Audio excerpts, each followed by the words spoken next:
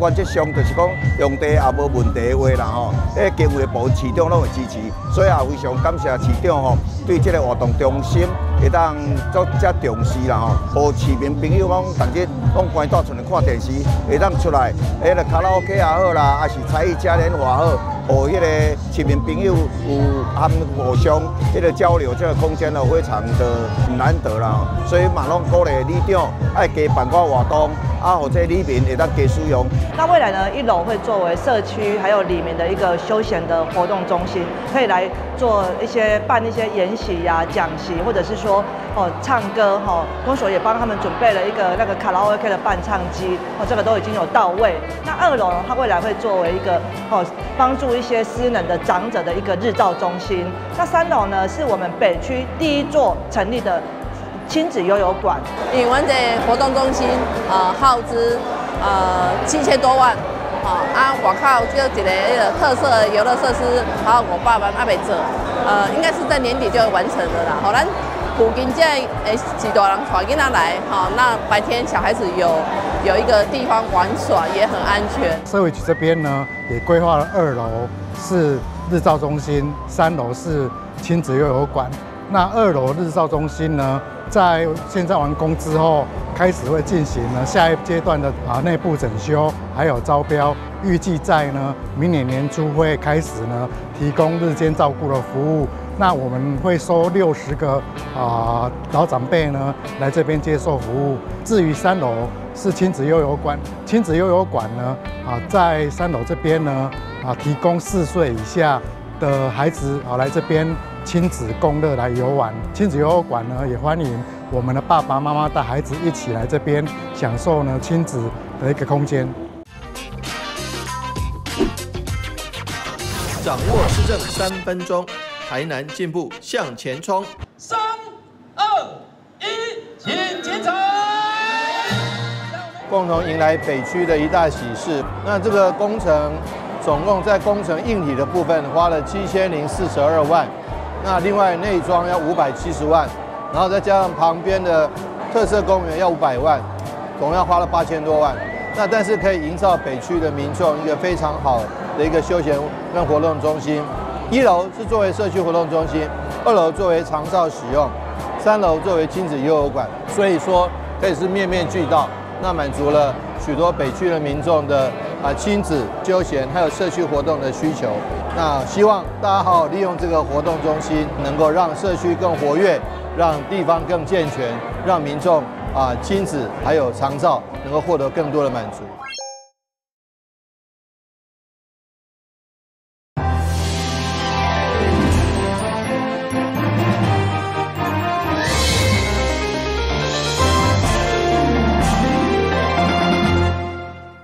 大家好，我是杨淑怀，欢迎收看6月28礼拜5的中嘉台南地方新闻。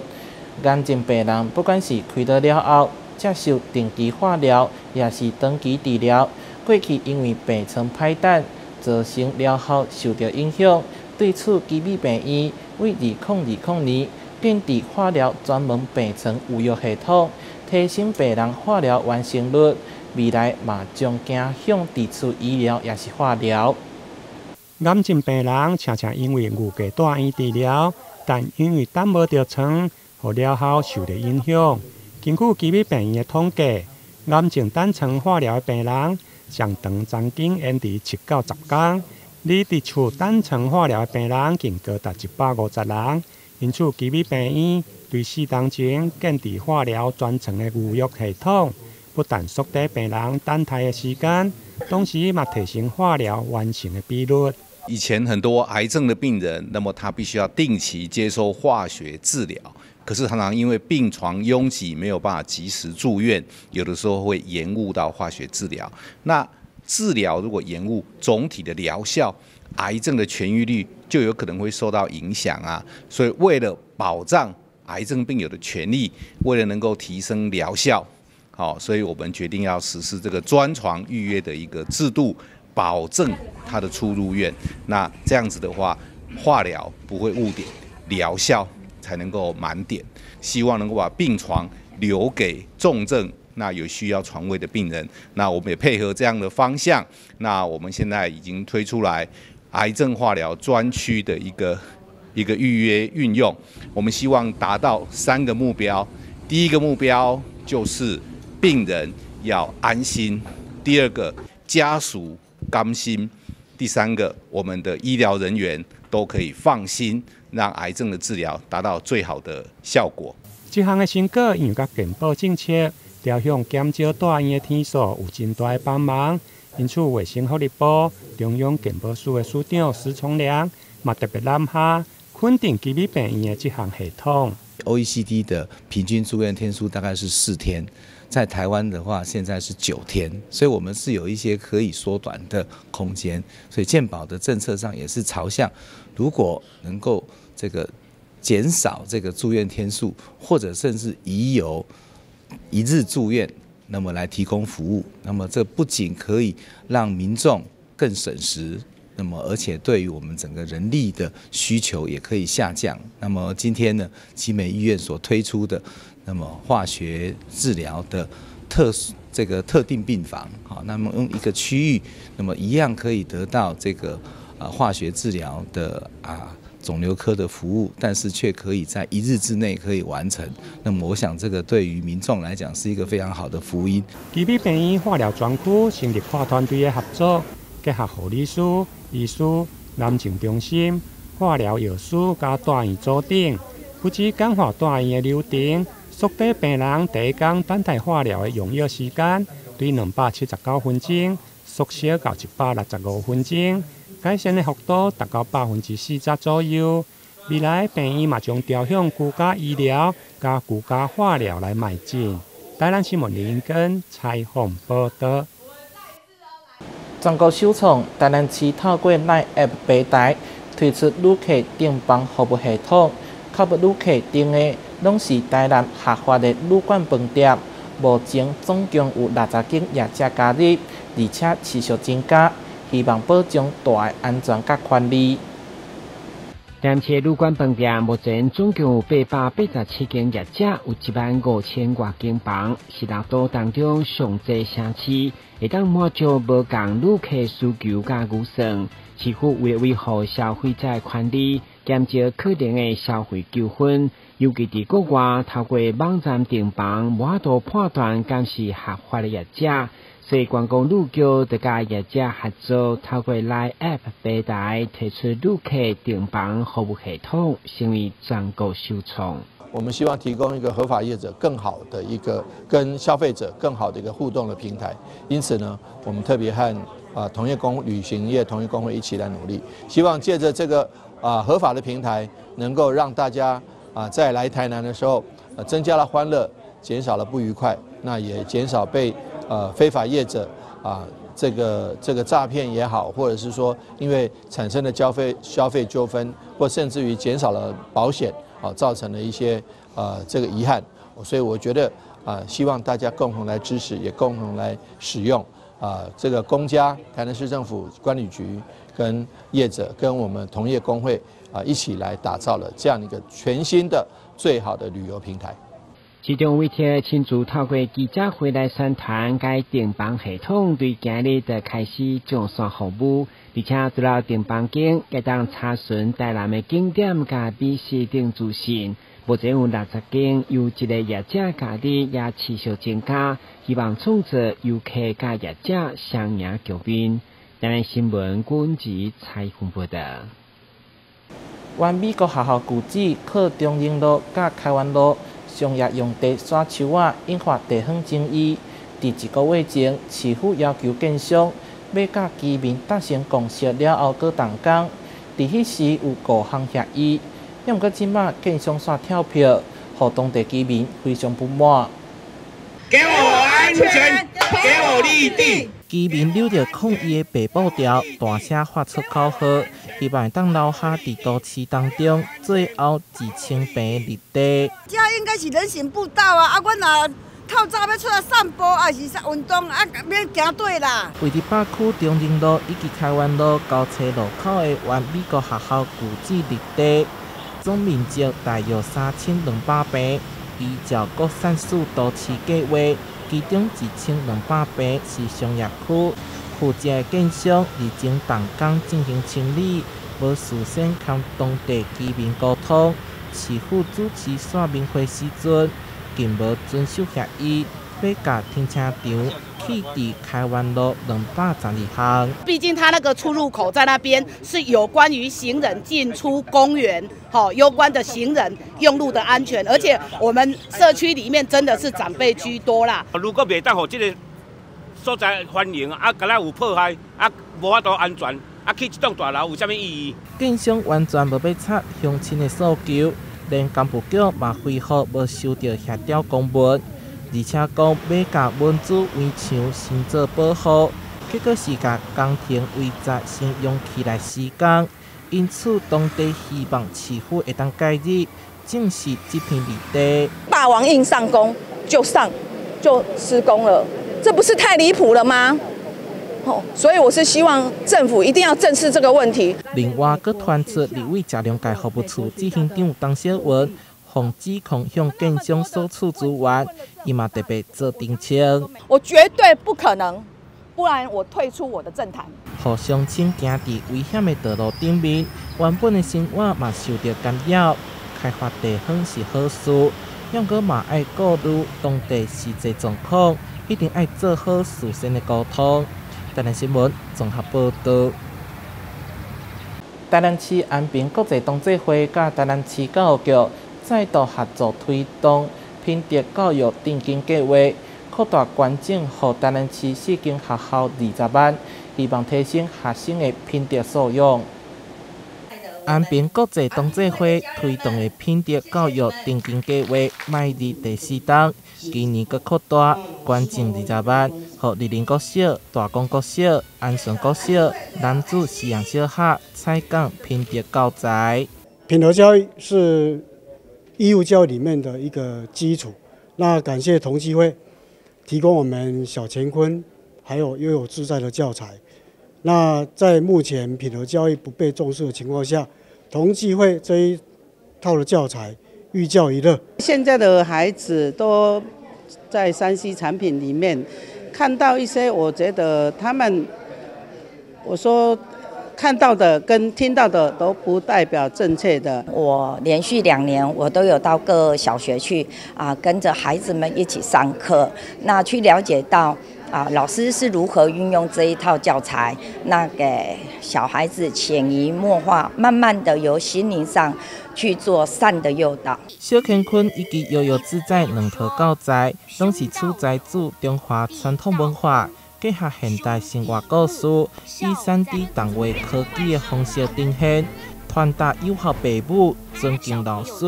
知理守信并做人处事的道理，建立学生良善的品德。其实日后如果推动的学校有需要，我们学校很愿意提供协助。好，那3年下来，真的学生非常的喜欢，尤其是第1年开始实施的1年级的学生，现在3年级了，我觉得他们受的影响最大，所以品德教育还是要从小扎根。那立人国小是学校的愿景是立品于德，扬才于人，所以我们会组所谓的一个品德专业的学习社群，我们会透过跨领域结合我们校定的古迹教育的部分，以古迹融合品德的部分。在关键仪式当中，学校校长嘛分享上课的成果。这摆大约有3000名师生受惠，希望当培养囡仔品德教育，把教育成果落实在生活当中。台南新闻所发采访报道。中央新闻在基隆，中嘉新闻在台北，中嘉新闻在新北，中嘉新闻在桃园，中嘉新闻在台南，中嘉新闻在高雄，忠实呈现最佳新闻。每周6下午1点，请锁定高雄都会台中嘉新闻周报，带给您最在地的观点，最有人情味的报道。台湾好新闻就在中嘉新闻周报。榴莲主要生产在东南亚地区，想要在台湾吃到榴莲，这会当靠进口。在台南桂林就有一名果农，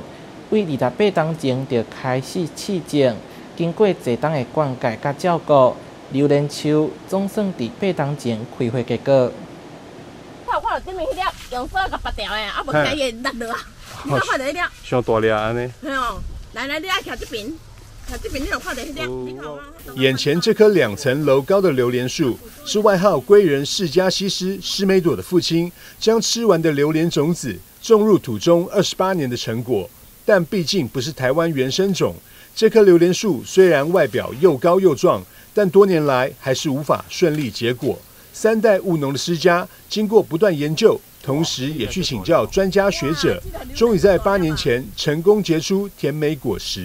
当然也是要学习啊，也是去跟学者啦，或者人家有经验的，去学技术方面，我们在自己力的钻研。它的苗我们也是要4方面你都要帮它围住管子。像小婴儿一样照顾，对，要照顾它，对啊，等它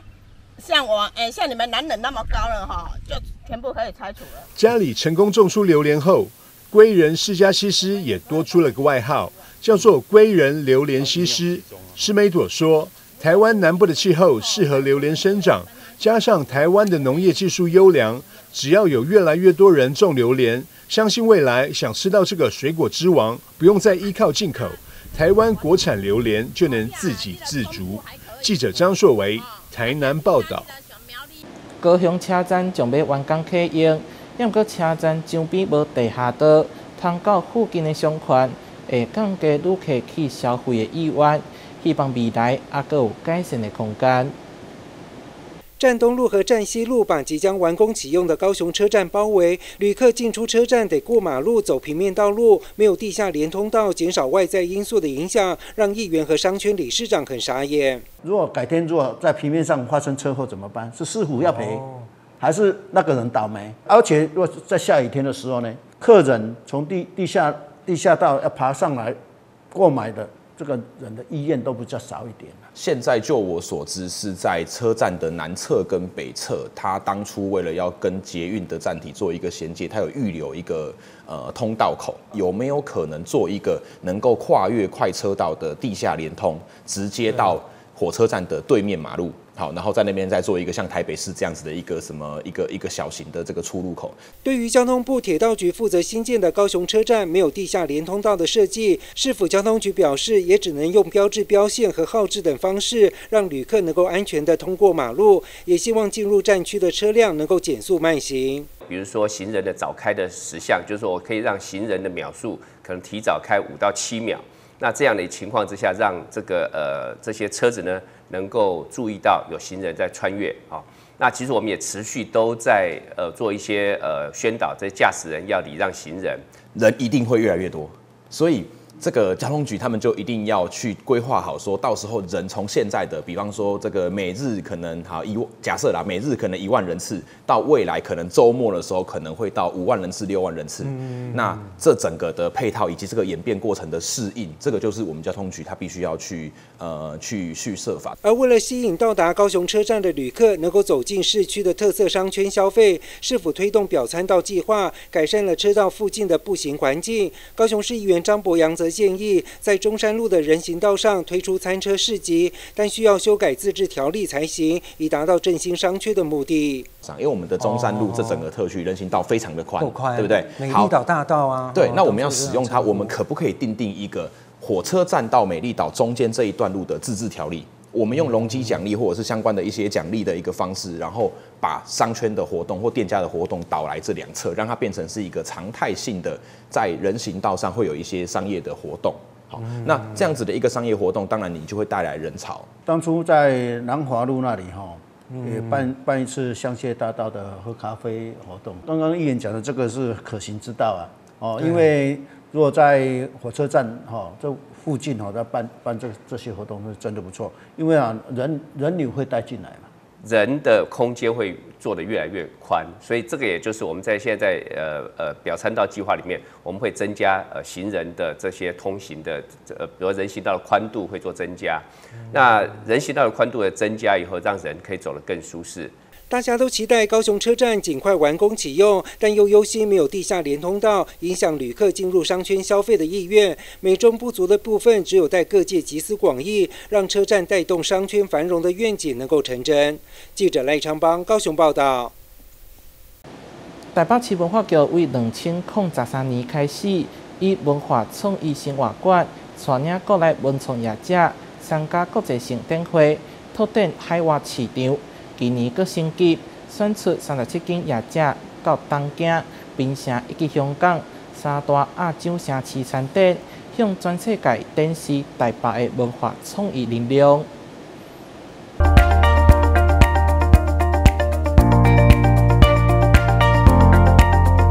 用自己的双手将台南指标历史建筑林百货一步步组装起来，这是手办屋的人气商品。运用对环境冲击最小又可回收的木材，加上 DIY 的手作乐趣，赋予伴手礼核心的生命。不过要做出这些商品可不容易。主要我们会比较困难的地方是说，因为像古迹它有一些结构或者是形状，它会比较特别一点，所以我们设计师去拆解的时候，他要花时间去拆。那第二个是说，因为我们的建筑物它是很大一座的，那我们在把它缩小的过程说，我们要去考虑到它的材料的厚度，那哪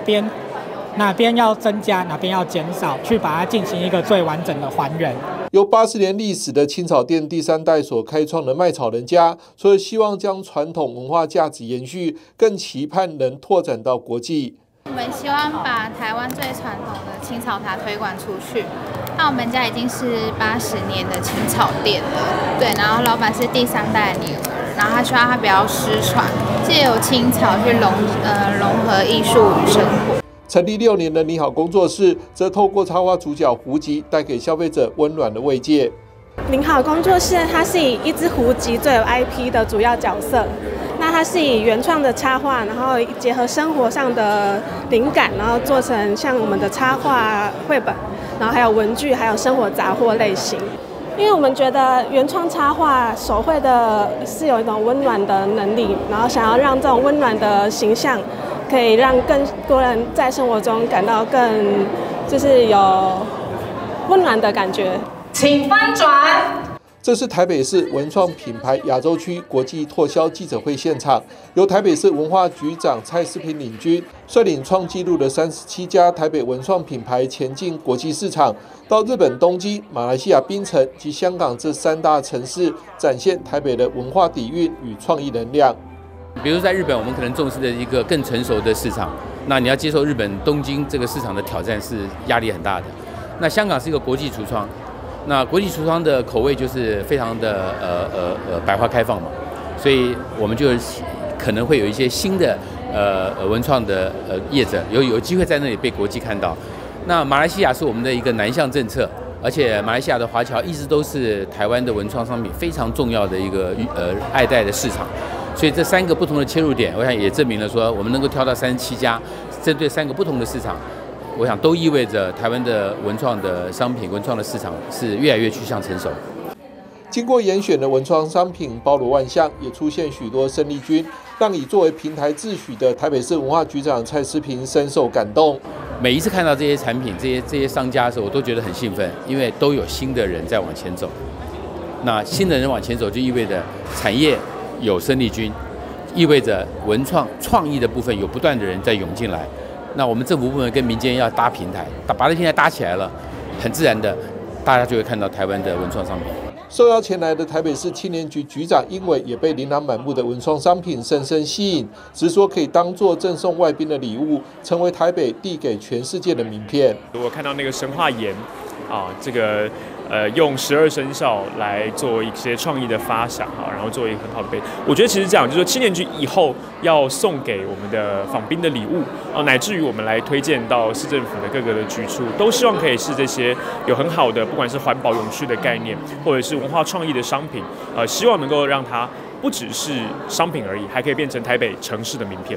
英委也细数青年局的各项青年创业奖励补助措施，强调要当青年创业的坚实后盾。假设你现在是一个创业之前在考虑的年轻人，那也可以来找我们来进行一站式的整合式的咨询服务。第二个，如果你已经是有很具体的想法，想要把你的商品去具体化，那你想要开业了，那你如果需要资金，我们就来用青创贷款来提供。我们这边提供所有申请的服务，也希望能够让大家很方便、很简便的能够取得你的第一桶金。最重要的是第一里路把它给走好。那如果到了需要展销、要拓展市场的情况底下呢，青年局现在在大楼里面未来也会拓展更多的展点，希望能够来扶持协助，特别是其中具有社会公益性质的年轻的创作者，他们的商品能够来到我们的不管是斜杠商店街还是我们其他接下来希望能够开展出来的基地。最后，如果你在想的是要出海参加各式的展览，甚至是你的产品能够代表台北来参加竞赛的话呢，青年这边会有一个制度化的补助要点，带着年轻人一起到海外来宣扬台北的威力、台北的魅力，让台北独特的美，让全世界都可以看见。负责执行台北市文化创意产业扶植计划的松山文创园区方面表示，今年将通过国外拓销、商务交流及考察参访这3种方式进行国际市场销售，让台湾品牌能更贴近当地消费样貌，促进国外市场商机。国际拓销大成功。记者张启腾台北报道。感谢你收看6月28号的中嘉台南地方新闻，我是杨淑怀，咱再会。